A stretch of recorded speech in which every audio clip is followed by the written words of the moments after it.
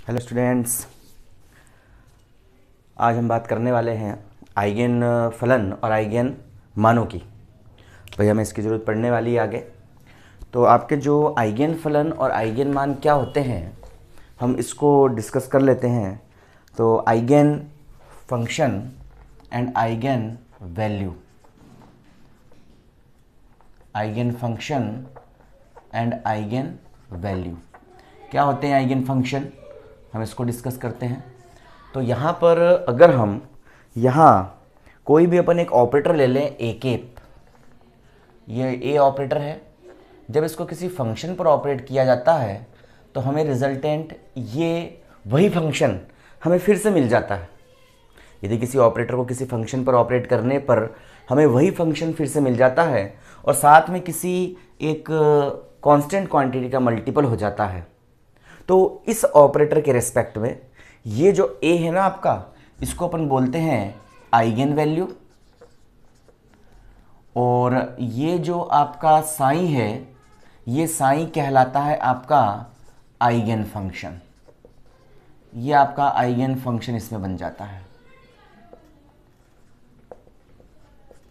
ठीक है। और ये जो इक्वेशन है ना ये आपकी आइगन वैल्यू इक्वेशन कहलाती है। This is known as eigen value equation, ऐसे कहलाती है ये। और ये जो हमें ए मिलता है ये ए आपका रियल होता है, वास्तविक होता है, ठीक है ना। किसके लिए? ये वैसे कॉम्प्लेक्स भी हो सकता है, लेकिन अगर हम बात करते हैं हर्मिटियन ऑपरेटर की, तो हर्मिटियन ऑपरेटर इसके बारे में हम डिस्कस कर चुके हैं पहले। क्या क्या? हर्मिटियन ऑपरेटर वे ऑपरेटर जो हमें किसी कण की जो गतिशील राशियां हैं, जैसे आपका संवेग है, ऊर्जा है, स्थिति है, समय है, उनके बारे में हमें यहाँ पर जानकारी देते हैं। वो संकारक क्या कहलाते हैं? हर्मिटियन ऑपरेटर कहलाते हैं। और हर्मिटियन ऑपरेटर के रेस्पेक्ट में ए जो होता है आपका वो हमेशा रियल ही होता है, ठीक है। तो यहाँ से अपन इसको इस तरह से कहते हैं। आगे हम इसमें जैसे कहूँ, मैं ये कहता हूँ जैसे एच कैप आपका जो है ये H operator psi N that's is equal to E, इसको फिलहाल साई बोल देते हैं, सिर्फ ई साई, ये हमें मिलता है। तो हम यहाँ पर क्या बोलते हैं कि आपका जो ये है साई, इसमें क्या है आपका, ये है आपका आइगन फंक्शन। ये जो ई हमें मिला है ये एनर्जी ऑपरेटर, एनर्जी कहलाती है। ये क्या है आपकी आइगन वैल्यू होती है ना। मतलब एच केप के रेस्पेक्ट में हर्मिटियन ऑपरेटर एच केप, और एच केप की वैल्यू हम पहले लिख भी चुके हैं। एच केप की value minus H cross square upon में 2m और प्लस आपका v। ये जो आपका इक्वेशन होती है डेल स्क्वायर भी साथ में होता है इसके। ये जो आपका इक्वेशन कहलाती है, फर्स्ट टर्म क्या कहलाती है आपकी, ये आपकी काइनेटिक एनर्जी को शो करती है। सेकंड टर्म आपकी पोटेंशियल एनर्जी को शो करती है।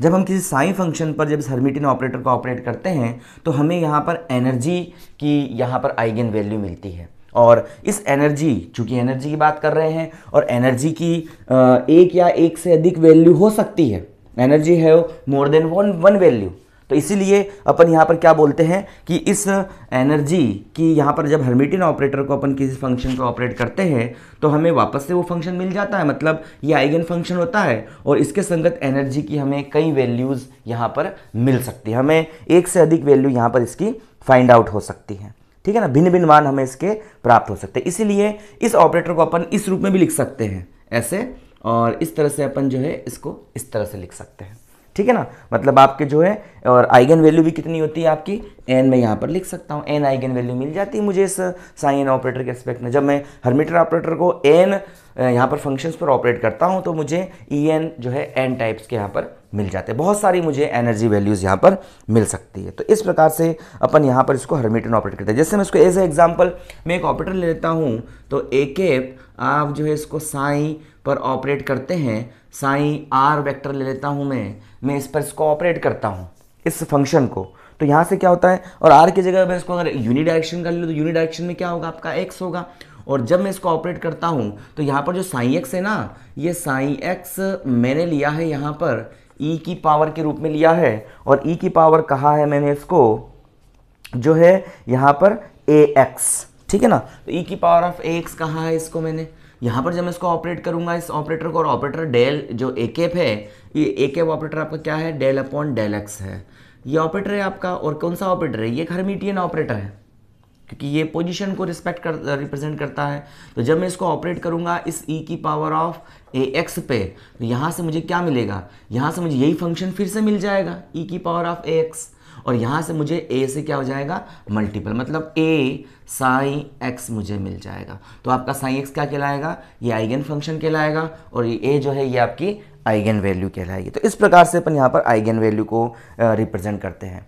अगर मैं यहाँ पर कोई एक फंक्शन ले लेता हूँ, जैसे मैंने कोई ऑपरेटर ले लिया a, और इसको मैं किसी n फंक्शन पर ऑपरेट कर रहा हूँ साई n पर, और मुझे इसके वैल्यूज़ मिलती है कुछ इस तरह से साई n, इस तरह से मुझे इसकी वैल्यू मिलती है ना।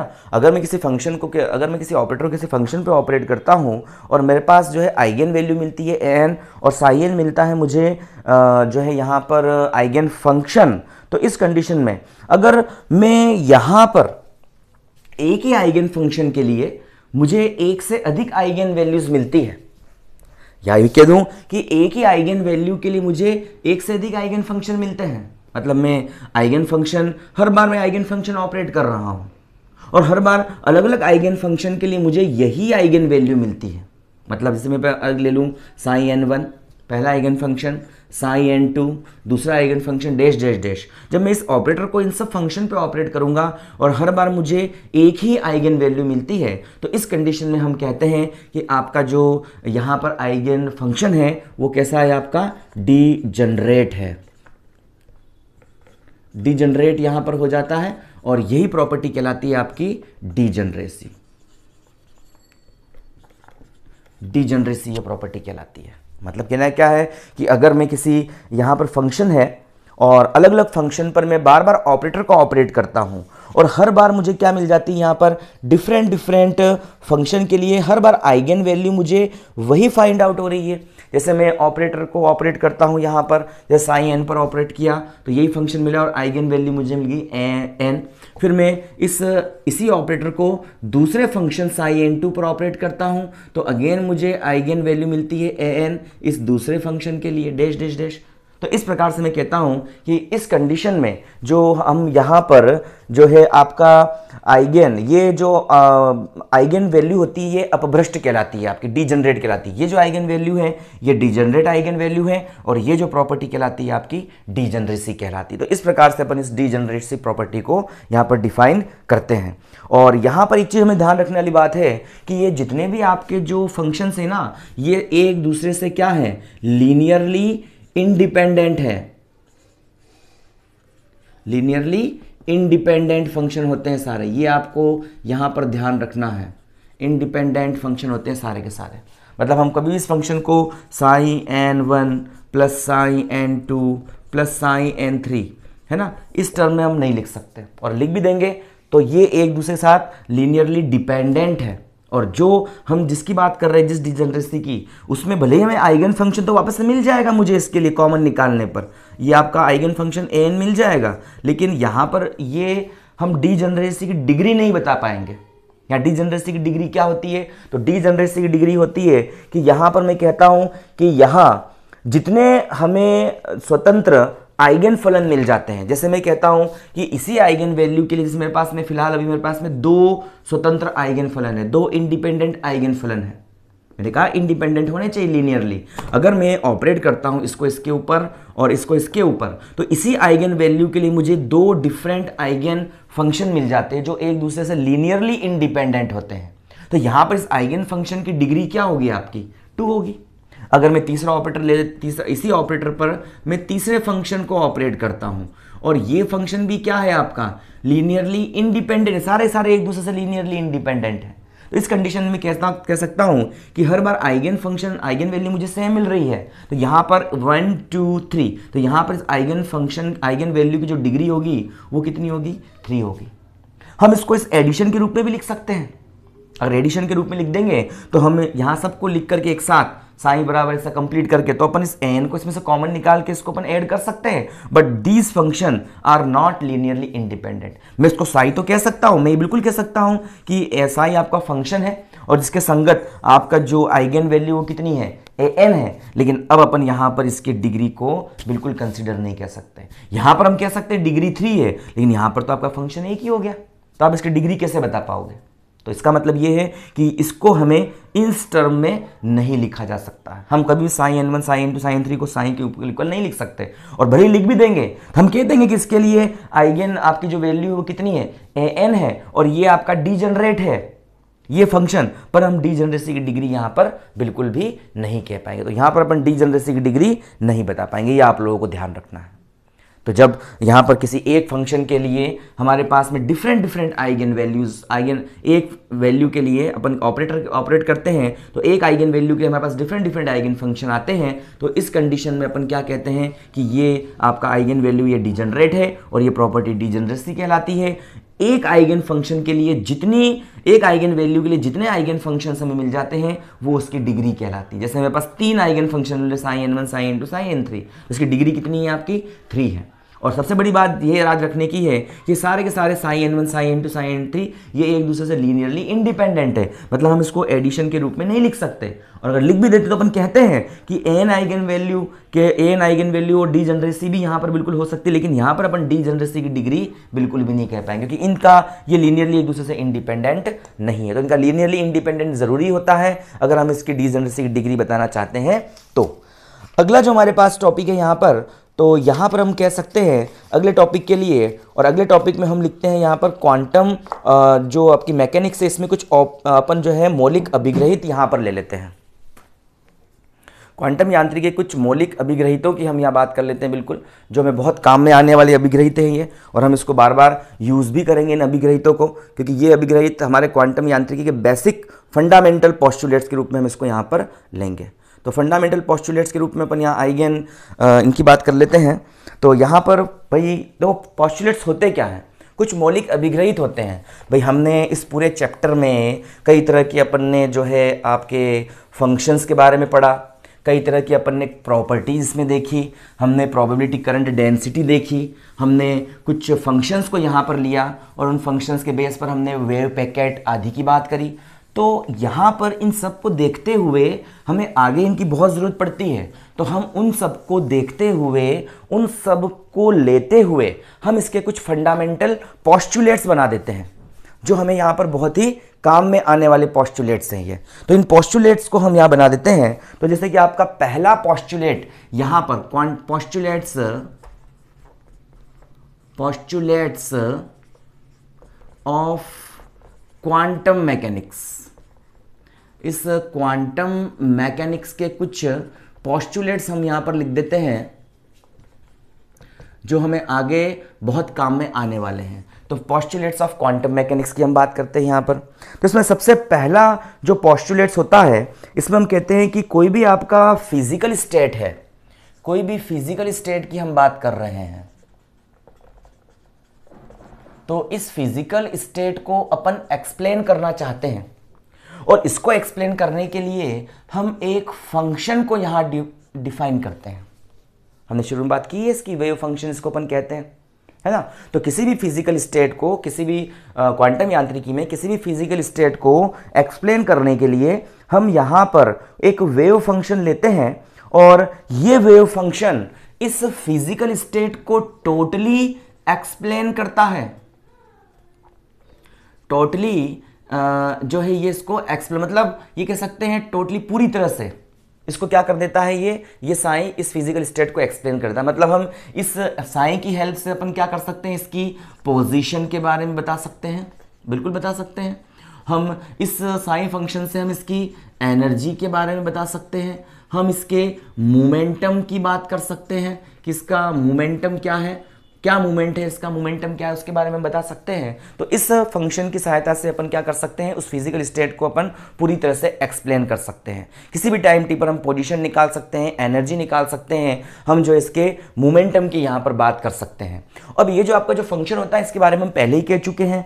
ये जो फंक्शन होता है आपका, इस फंक्शन में सारी संभव सूचनाएं होती है, जितनी भी सूचनाएं हमें चाहिए होती है पोजीशन के रिस्पेक्ट में, आपकी मोमेंटम के रिस्पेक्ट में, आपकी एनर्जी के रिस्पेक्ट में, तो सारी सूचनाएं इस वेव फंक्शन के पास में होती है। और सबसे बड़ी बात है कि ये वेव फंक्शन जो होता है ये यूनिक वैल्यू का, तो हम पहले ही कह चुके हैं इसको, इसकी वैल्यू कैसी होती है, यूनिक होती है, मतलब एक ही वैल्यू होती है इसकी, बिकॉज क्योंकि ये हमें प्रोबेबिलिटी के बारे में बताता है और प्रोबेबिलिटी की वैल्यू हमेशा एक ही होती है, हम पहले कह चुके हैं इस चीज को।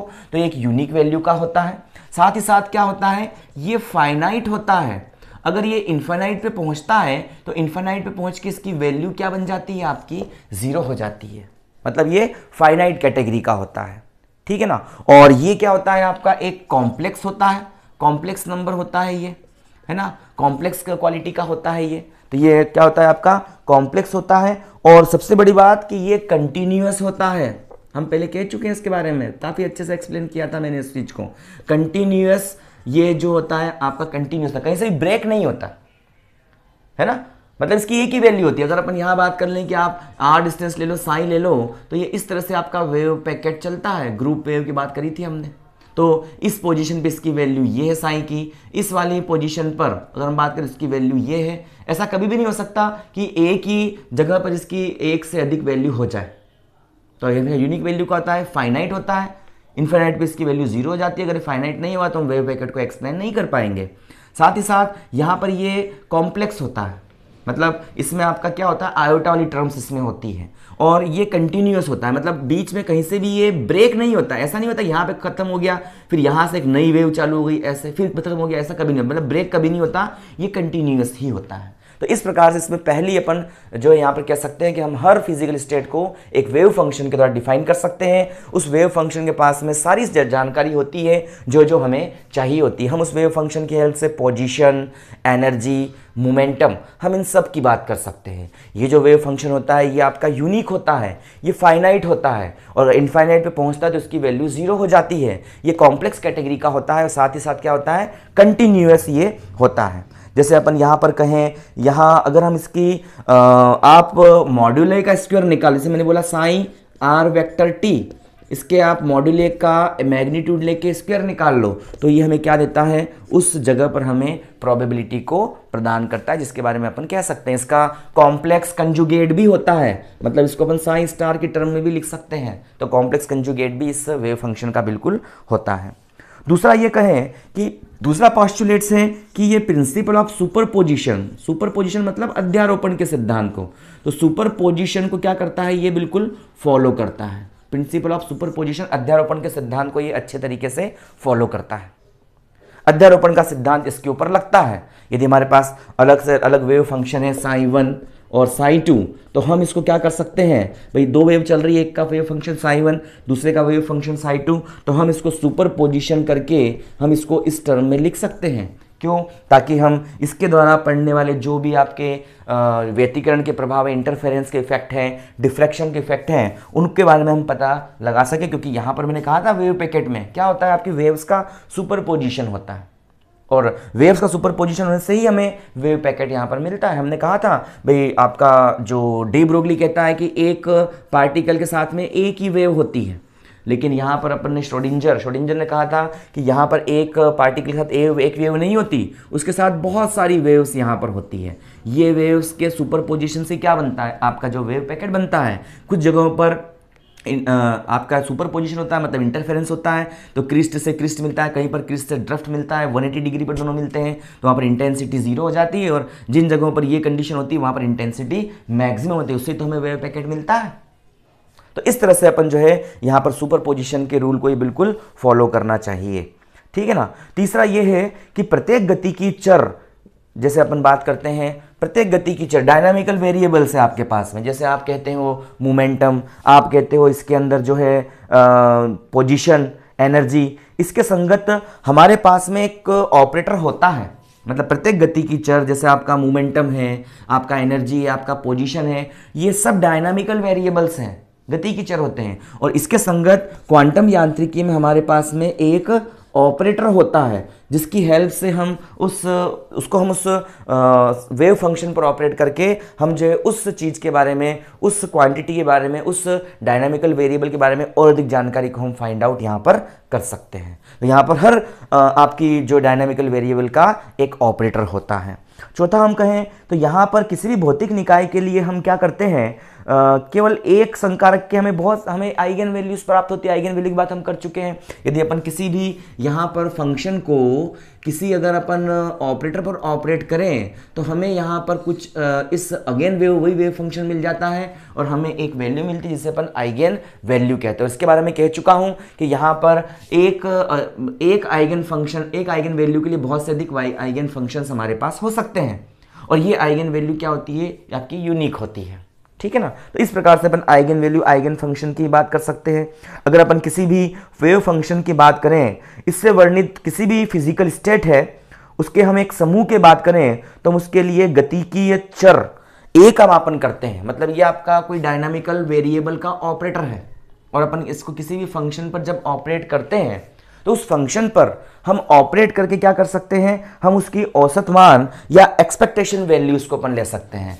इसके औसत मान को अपन निकाल सकते हैं इस डायनामिकल जो आपका ऑपरेटर है, वेरिएबल है, इसके लिए। और इसके लिए अपन एक्सपेक्टेशन वैल्यूज बिल्कुल फाइंड आउट कर सकते हैं और इसकी एक्सपेक्टेशन वैल्यूज होती है Sai star A cap Sai integration में पूरी वॉल्यूम के लिए साई स्टार ए ऑपरेटर साई डीवी अपॉन में ये आपका बनता है साई स्टार साई डीवी। ये इसकी एक्सपेक्टेशन वैल्यूज होते हैं। मतलब एवरेज वैल्यू ही किसी भी ऑपरेटर के लिए जब उसको अपन किसी फंक्शन पर ऑपरेट करते हैं तो हम किसी इंजेम्बल के लिए, किसी समूह के लिए हम उसकी एक्सपेक्टेशन वैल्यू या बोल सकते हैं एवरेज वैल्यू को अपन क्या कर सकते हैं, इजीली फाइंड आउट कर सकते हैं। तो अपन ने ये इसका फॉर्मूला होता है और यहाँ पर ये इसके किसको शो करता है, ये जो है इस ऑपरेटर के लिए आपकी क्या शो करता है, वोल स्पेस में इस फंक्शन का प्रोबेबिलिटी यहाँ पर ये शो करता है। भाई बिल्कुल यही टर्म आ गई आपकी।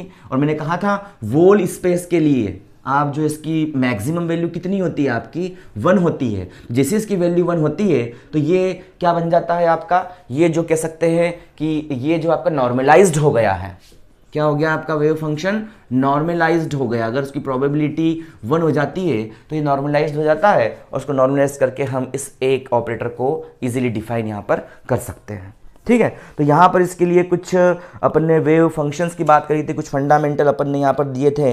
यहाँ पर अपन ये भी कह सकते हैं कोई भी आपका स्टेट फंक्शन है साई आर टी, इसके लिए अपन समय के साथ परिवर्तित है ना श्रोडिंगर समीकरण द्वारा हम इसको निर्धारित कर सकते हैं। अपन इस साई आर टी जो आपका है वेव फंक्शन जो कण की स्थिति को बता रहा है, साई आर टी इसकी एनर्जी को बता रहा है, इसके मोमेंटम को बता रहा है, तो इसके लिए अपन क्या कर सकते हैं, समय परिवर्ती श्रोडिंगर इक्वेशन फाइंड आउट कर सकते हैं जो हमने निकाली थी i h cross del psi upon में डेल टी, ये अपन ने निकाली थी। दैट्स इज इक्वल टू आपका Hamiltonian operator h cap psi. तो हमने इसको बिल्कुल डिफाइन किया था इसके लिए। तो इस प्रकार से अपन क्या कर सकते हैं, क्वांटम मैकेनिक के पोस्टुलेट्स कुछ इस प्रकार से अपन यहाँ पर लिख सकते हैं। तो ऐसे कुछ मेन पोस्टुलेट्स हैं जो अपन ने कुछ बहुत जितनी भी चीज़ें हम सब पढ़ चुके हैं एक एक करके, और सारी चीज़ों को हम एक साथ मिलाकर कुछ पोस्टुलेट्स तैयार करते हैं जो हमें आगे काफ़ी काम में आने वाले हैं।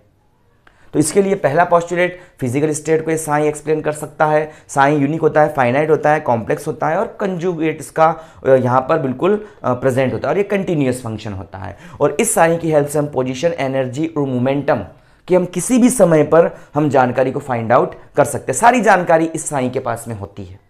अगेन हम कहते हैं कि अगर इस साई का अपन मॉड का स्क्वायर ले लें तो उस कंडीशन में हमें उस जगह पर, उस टाइम पर और उस पोजीशन पर हमें ये जो चीज़ है इसका स्क्वायर, ये हमें उस कण के पाए जाने की प्रोबेबिलिटी को दर्शाता है कि उस जगह पर कण के पाए जाने की प्रोबेबिलिटी क्या है। ये जो आपका साइन होता है ये प्रिंसिपल ऑफ सुपरपोजिशन को बिल्कुल फॉलो करता है। बिकॉज ऑफ, क्योंकि जब भी अपन यहाँ बात करते हैं इन फंक्शंस की तो हमें इसको क्या करना पड़ता है, हमें यहाँ पर जो है इसके लिए यहाँ हमें जो है इसके सुपरपोजिशन को क्यों करते हैं, क्योंकि हमें इसका भाई इंटरफेरेंस होता है, यहाँ पर बिल्कुल बताया था इसको श्रोडिंगर ने। तो ये बिल्कुल ये क्या होता है, लीनियरली यहाँ पर जो है डिपेंडेंट होकर के ये जो हमें टोटल यहाँ पर क्या हो जाता है, सुपरपोजिशन कर जाता है, इनका अपन एडिशन कर सकते हैं। तीसरा है कि प्रत्येक डायनामिकल वेरिएबल के लिए हमारे पास क्वांटम मैकेनिक्स में एक ऑपरेटर होता है और इस ऑपरेटर को हम पहले ही उस लिस्ट में डिफाइन कर चुके हैं। चौथा हम कहते हैं कि यहाँ पर कि हर आपका जो है ऑपरेटर के लिए एक आइगन फंक्शन यहाँ पर अवेलेबल होता है जिसके लिए हमें आइगन वैल्यूज़ यहाँ पर मिलती है और ये आइगन वैल्यू यहाँ पर आपकी कहलाती है अगर हमें वही फंक्शन मिल जाता है। तो अगर हम इस ऑपरेटर को डिफरेंट आइगन फंक्शन पर ऑपरेट करते हैं तो उस कंडीशन में एक ही आइगन वैल्यू के लिए हमें डिफरेंट आइगन फंक्शंस मिल जाते हैं। तो ये प्रॉपर्टी आपकी डीजनरेसी बन जाती है और डीजनरेसी बन करके यहाँ पर अपन कहते हैं डीजनरेसी की डिग्री, अगर 3 ऑपरेटर मिल sin 1 sin 2 sin 3 तो डीजनरेसी की कितनी हो जाती है आपके ऑर्डर 3 ऑर्डर का वो हो जाता है। बात रखने की ये बात दिमाग में कि ये सब जितने भी function sin n1 sin n2 और sin n3 हमें मिलते हैं ये सब क्या होते हैं, एक दूसरे से लीनियरली इंडिपेंडेंट होते हैं, मतलब हम इसको इस एडिशन के रूप में नहीं रख सकते। चौथा है कि हम यहाँ पर किसी भी ऑपरेटर के लिए अगर हम किसी यहाँ पर एंसेम्बल की बात करें, किसी समूह की बात करें तो इस ऑपरेटर के लिए हम उस समूह में क्या कर सकते हैं, हम उस समूह के अंदर हम जो है यहाँ पर मापन कर सकते हैं उसका, है ना, ए कैप के रेस्पेक्ट में। तो ए कैप के रेस्पेक्ट में इस पोजीशन, ये आपका पोजीशन को शो करता है, ये आपकी एनर्जी को शो करता है। तो इस पोजीशन, इस एनर्जी के लिए हम इस ए कैप का जब हम मापन करते हैं, मेजरमेंट करते हैं, इसको अपन इस ए कैप के रिस्पेक्ट में मेजर करते हैं पूरे होल वॉल्यूम के लिए, तो इसका एवरेज या इसकी एक्सपेक्टेशन वैल्यू भी बोलते हैं इसको, एक्सपेक्टेशन वैल्यू। तो इस एक्सपेक्टेशन वैल्यूज के लिए अपन क्या कर सकते हैं, इस इक्वेशन को डिफाइन कर सकते हैं जहां डिनोमिनेटर वाली टर्म हमें क्या बताती है, अगेन प्रोबेबिलिटी के बारे में बताती है वोल वॉल्यूम के लिए, और ये पूरी वैल्यू जब 1 हो जाती है तो फंक्शन क्या बन जाता है आपका, नॉर्मलाइज्ड हो जाता है।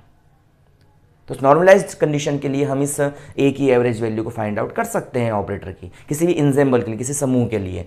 अगेन हम जो है इस वेव फंक्शन को हम time dependent Schrodinger wave equation पर भी ऑपरेट करते हैं और इस time dependent Schrodinger wave equation पर ऑपरेट करके हम किसी भी कण की जो क्या कर सकते हैं, एनर्जी के बारे में यहाँ पर फाइंड आउट कर सकते हैं। तो ये होते हैं आपके पोस्टुलेट्स ऑफ क्वांटम मैकेनिक्स। ठीक है, इन पोस्टुलेट्स और क्वांटम मैकेनिक की हेल्प से हम क्या कर सकते हैं, हम आगे आने वाली जितनी भी जो अपने पास में कैलकुलेशन है, क्योंकि इसके बाद इसके श्रोडिंगर समीकरण के आपका सॉल्यूशंस आएंगे, हम उसमें डिफरेंट क्या करेंगे, हम उसमें जो है डिफरेंट एक रेंज लेंगे, उस रेंज के अंदर अपन पार्टिकल को पेनेट्रेट करेंगे, कभी उसको ट्रांसमिट करेंगे। तो हमें इन सब चीज़ों की ज़रूरत वहाँ पर पड़ने वाली है। इसीलिए हम क्वांटम यांत्रिकी के जितनी भी जो अपन ने इसकी डेरिवेशंस पढ़े हैं, जितनी भी डेफिनेशंस पढ़ी, जितनी भी क्वालिटीज़ पढ़ी हैं, उन क्वालिटीज़ को हम एज अ पोस्टुलेट्स यहाँ पर हम रख सकते हैं। तो इनको हमें अच्छे से याद रखना है ताकि हम नेक्स्ट चैप्टर में जब इनका उपयोग करें तो हमें किसी भी प्रकार से कोई भी समस्या यहाँ पर हमारे लिए क्रिएट ना हो।